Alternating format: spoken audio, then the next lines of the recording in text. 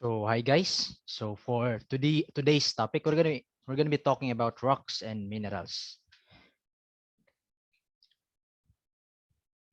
So for this report, this is our learning objective. So first, we're gonna need to delineate rocks and minerals, and we're going to second identify the classification of rocks, and third is to top the cycle of rocks to better appreciate the topic. So the third objective here is not basically part of our part of the ULO, but since it is ideal for us to better appreciate the topic, so I included it. So let us begin. So what is a mineral? So according to the ULO, it is a naturally occurring inorganic substantial element or compounds with a definite chemical composition and a regular internal crystal structure. So basically, if we are going to understand it, mineral is naturally occurring, which means it is not created by man. It is not something that is synthetic, but rather it is something that has occurred naturally in consonance to the natural chemical and thermal processes of the earth. And next, it is inorganic. So when we talk about inorganic, these things are not living things, and basically they do not contain carbon substances, which makes up most of the fundamental elements which talks about life. And in order to simplify such definition, Wikipedia provided us with it is a solid chemical compound with a well-defined chemical composition and structure. So basically, minerals are solid materials with a definite chemical composition and structure. So what the scientists use in order to differentiate them among any other minerals is that they use their chemical composition and their distinct physical structure. So that's it. So what are the examples of minerals? So first here, there is silver, next is chromium, lead, and other mineral specimens. So looking at the three pictures here, the silver, chromium, and lead. So basically, you can infer that these three are almost similar in their appearance without this names here written below. So how do you classify them? How do you identify them that chromium is not silver? Because each of these minerals is different, yet they look like one or another. So the answer for that question would be the chemical structure and the chemical composition and structure of this mineral. So take a look at these pictures, picture A and picture B. So basically, they are a yellow substances and they are shiny. So to ask you a question, what among these two images is a gold? So how do you know if something is not this the same mineral? So to answer that question, the scientists use what we call the chemical composition of minerals. So every minerals, though chances are they might begin looking like the same, but they actually have different chemical composition, which distincts them and differentiates them from the other. So this one here is the chemical composition of gold, and this is its physical property.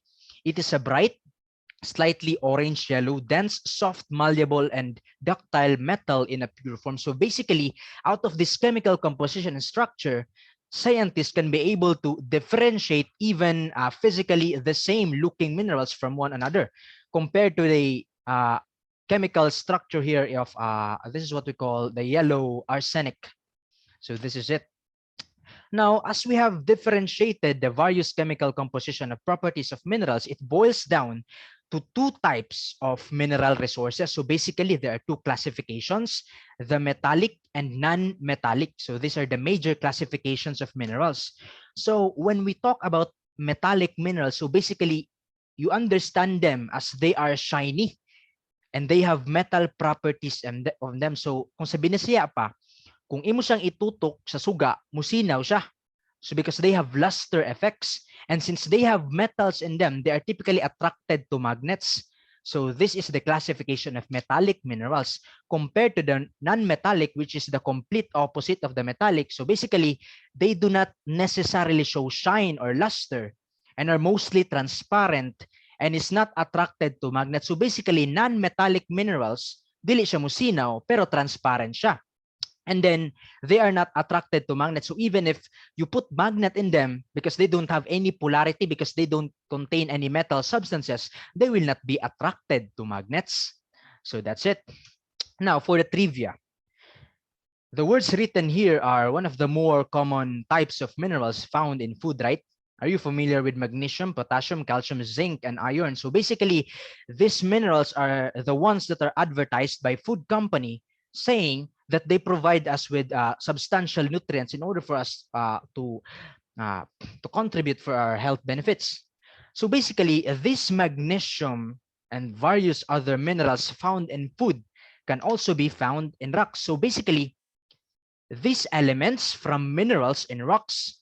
So with every mouthful of cereal, we are actually eating rocks as part of our daily diet. So basically, if you eat cereal or if you eat food that contains such types of minerals, so it's also the same as saying that you're actually eating rocks as part of your daily diet, because rocks also contains this mineral. So on the other hand, if you also try to eat rocks, so basically you're also trying to eat this various minerals. So these are almonds and cereals. So basically they also contain different types of minerals which are beneficial for the human body.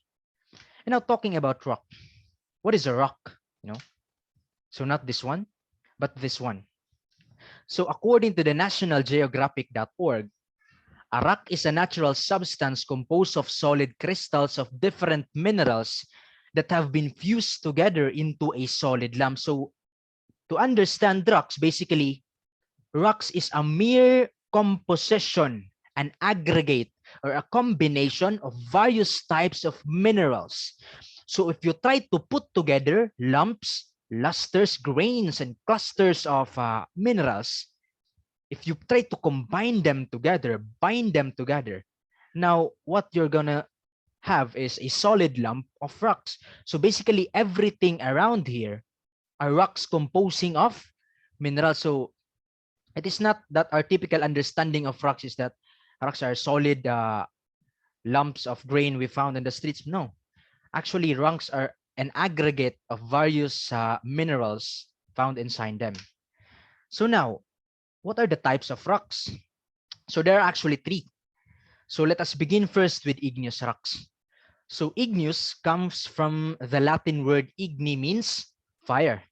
So rocks that solidified from magma are what we call igneous rocks. So to put it in perspective, so imagine a volcano. When a volcano erupts, it will emit what you call lava. And when this lava goes out from that volcano, it is now called magma. Now, this magma eventually will cool down. And as those magma will cool down, they will form into rocks like this, as what you can see here in the example. And all the minerals from the insides of the earth uh, contained in the magma will eventually cool down, forming these types of rocks, in which we call the igneous rock. So to simply understand it, igneous rocks are once magma that has been cooled down, and now they turn into rocks like this. So that's it.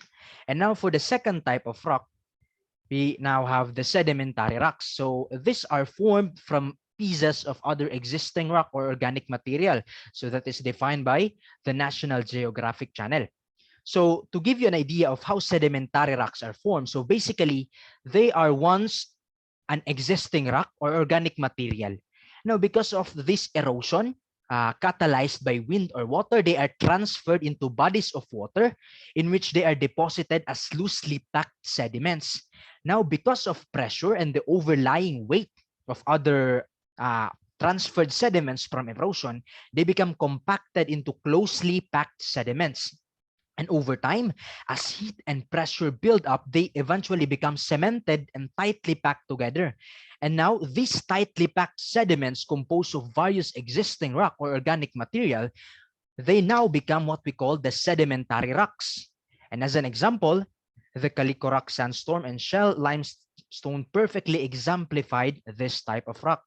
So as you can see here, the Calico sandstone, these are rocks that has various layers, And these layers actually here are different sediments or organic materials that have been compiled together because of heat and pressure. And the other type here is the shell limestone. So as you can see, these are various shells that have been cemented together because of, as you all know, heat and pressure. Now for the third type of rocks, we now have the metamorphic rocks. So according to the American Geoscience.org, that these are rocks that have become changed by intense heat or pressure while forming. And as defined again by the National Geographic, it is once a type of rock, and with pressure and heat and time, they gradually change into a new type of rock. So basically, to understand it in simplest terms, metamorphic rocks are once a distinct type of rock that because of intense heat and pressure over time, they gradually change into a new type of rock. So imagine a sedimentary rock. Now, because of constant heat and pressure, that sedimentary rock turned into something different. And now the result of it is now what we call the metamorphic rocks. So basically, these are rocks that comes from Earth's surface. And because of the massive pressure due to overlying rocks and layers, they get buried and get closer to the molten magma and the underneath of the Earth's interior. And now the heat from those interior, in addition to the heat, the pressure above those rocks, over time, turn those rocks into a different kind of rock. And now those rocks are called the metamorphic rocks. So that's it. So these are the example of metamorphic rocks. So granite was once an igneous rocks, and because of heat and pressure, it turned into a gneiss, or so a metamorphic foliated rocks. So that's it. So now for the rock cycle. So let us begin with igneous rocks. So igneous rocks basically comes from volcanic eruption. So as magma cool down, this cooled magma will become the igneous rocks. And eventually, as time goes by, these igneous rocks will be turned into sediments out of weathering, or what we call the rock weathering or erosion. Now, these sediments will be transferred into bodies of water, and over time will be compacted and will become cemented, turning into a sedimentary rock.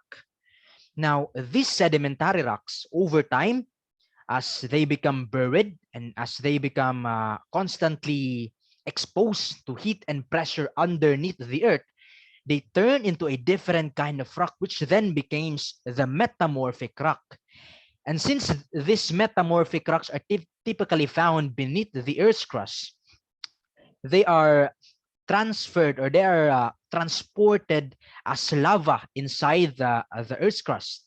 And eventually, as volcanoes will start to explode or erupt, this lava underneath will once again be transported back above the Earth's crust as a magma, which then, if this magma will cool down, they will turn into again an igneous rock. So basically, the rock cycle are the complete life story of different rocks.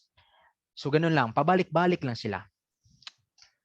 So to sum up our discussion for today, we're gonna talk about geomorphology. So geomorphology is the study of landforms, their processes, forms, and sediments at the surface of the earth. So how do we combine them together? So first, we have discussed about minerals. So minerals are solid structures. They are naturally occurring, and they are inorganic, and they have distinct chemical and physical structure. And out of those minerals, you compile them together, you bulk them together, and now you have rocks, in which rocks are an aggregate of such minerals. And rocks have three kinds: the igneous, the sedimentary, and the metamorphic rocks. So the study of all these landforms, these processes, these sediments at the surface of the earth, they are included in the discipline of geomorphology. So basically, what we have discussed earlier is a bit of a background of what you're going to be taking up when you're going to study geomorphology. So for that brief period of time, we become geomorphologists. So that's it. So that's our conclusion. So why is studying rocks are important? So basically, We study them in order for us to have a little bit of background of the history of the earth, to know about the origin and to know about the various historic dates, and to give us an insight of what is happening on the earth in the past, which will again help us to formulate decisions and conclusions which will be helpful in the future. Now for my sources. So these are my sources here. You can click on them for verification. So this is where my information and my input came from. So that's it, and thank you.